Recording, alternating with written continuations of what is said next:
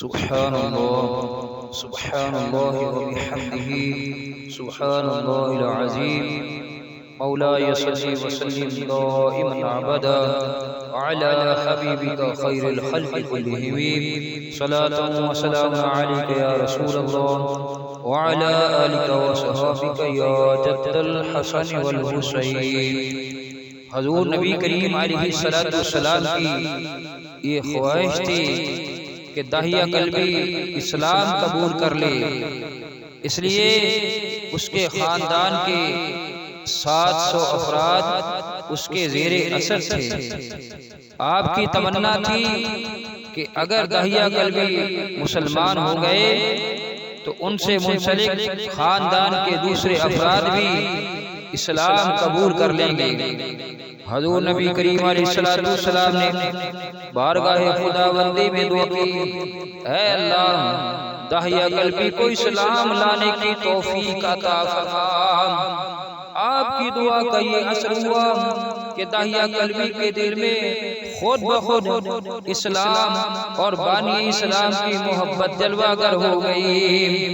फिर जब दाहिया कल्बी ने इस्लाम लाने का इरादा किया तो हजूर नबी करीम अलैहिस्सलाम की बारगाह में जनाबे हजरत जिब्रील अलैहिस्सलाम हाजिर हुए और अर्ज किया, ऐ आका अलैहिस्सलाम, तहकीक अल्लाह ताला आपको सलाम कहता है।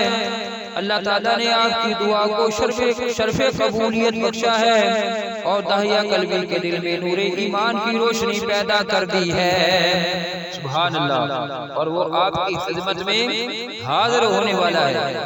जब दाहिया मस्जिद नबवी शरीफ में दाखिल हुआ तो नबी करीम अलैहिस्सलाम ने अपनी चादर कंधे से उतारी और उसके सामने जमीन पर बिछा दी और फिर दाहिया कल्बी को इस पर बैठने का इशारा किया।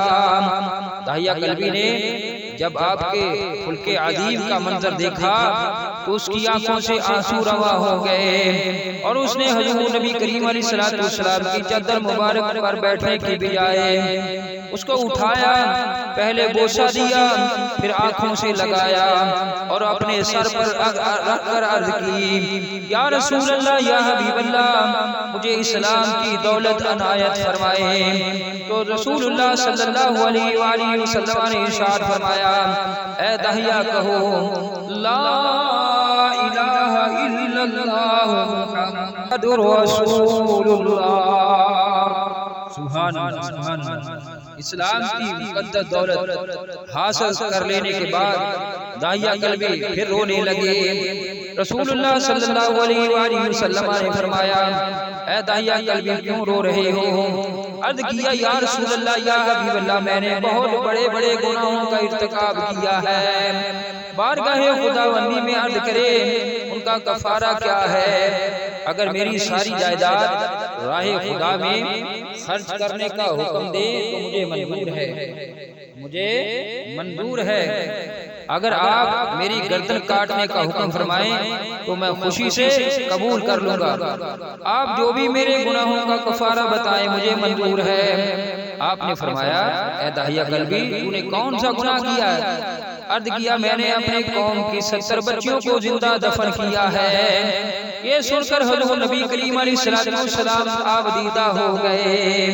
आपकी आंसू से आंसू जारी हो गए, हत्ता के हजरत जिब्रील अलैहिस्सलाम हाज़िर खिदमत हुए और अर्ज किया, या रसूल अल्लाह, या हबीब अल्लाह, आपको अल्लाह ताला फरमाता है आप दाहिया कल्बी से फरमा दीजिए कि अल्लाह फरमाता है, मुझे मेरी इज्जत व जलाल की कसम है कि तेरे कलमा पढ़ने की वजह से अल्लाह ताला ने तेरे 60 साल के गुनाह माफ फरमा दिए हैं। सुभान अल्लाह, सुभान अल्लाह।